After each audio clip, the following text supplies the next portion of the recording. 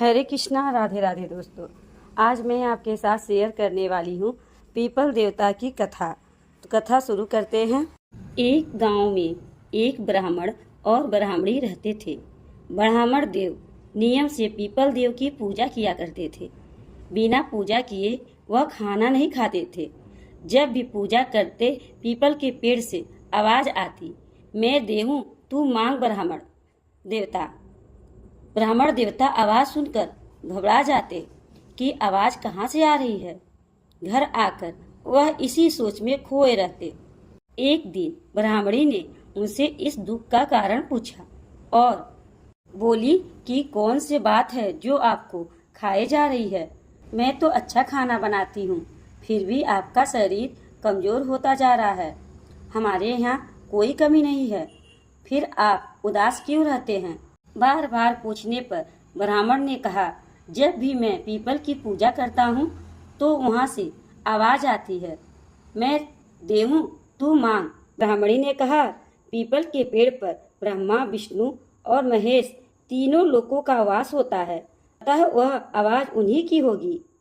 अगली बार जब आप पूजा करने जाएं तो आप उनसे अपनी मनोकामना कह दीजिएगा, जो चाहिए मांग लीजिएगा। ब्राह्मण ने कहा, क्या मांगूं? ब्राह्मणी ने कहा, आप उनसे कहना 16 साल की काया दे, 1000 साल की माया दे, पोते पोतियों का परिवार दे और सारा सुख संसार दे। ब्राह्मण देव ने वही किया।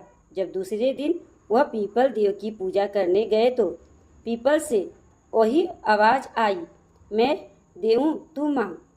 तब ब्राह्मण ने कहा, 16 साल की काया दे, 1000 साल की माया दे, पोते पोतियों का परिवार दे और सारा सुख दे।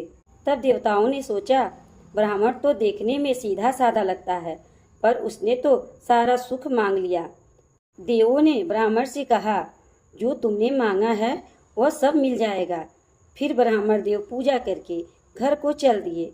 वह रास्ते में इसी सोच में मगन थे कि मैंने तो पीपल देव से इतना कुछ मांगा, पर उन्होंने तो कुछ नहीं दिया।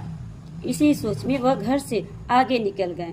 ब्राह्मणी ने पीछे से आवाज लगाई, आप अपने घर को भूल गए हैं क्या? तब ब्राह्मण देव ने पीछे मुड़कर देखा और बोले, यहाँ तो हमारा झोपड़ा था, यह महल कहाँ से आ गया? ब्राह्मणी ने कहा, मैंने आपसे कहा था ना, पीपल देव पर देवताओं का वास होता है। आपने मांगा और उन्होंने सब कुछ दे दिया। ब्राह्मण ने कहा, पीपल देवता तो हमें कुछ नहीं दिए, मैं खाली हाथ आया हूँ। ब्राह्मणी बोली, हमें पीपल देवता सब कुछ दिए हैं, आप अंदर तो आइए।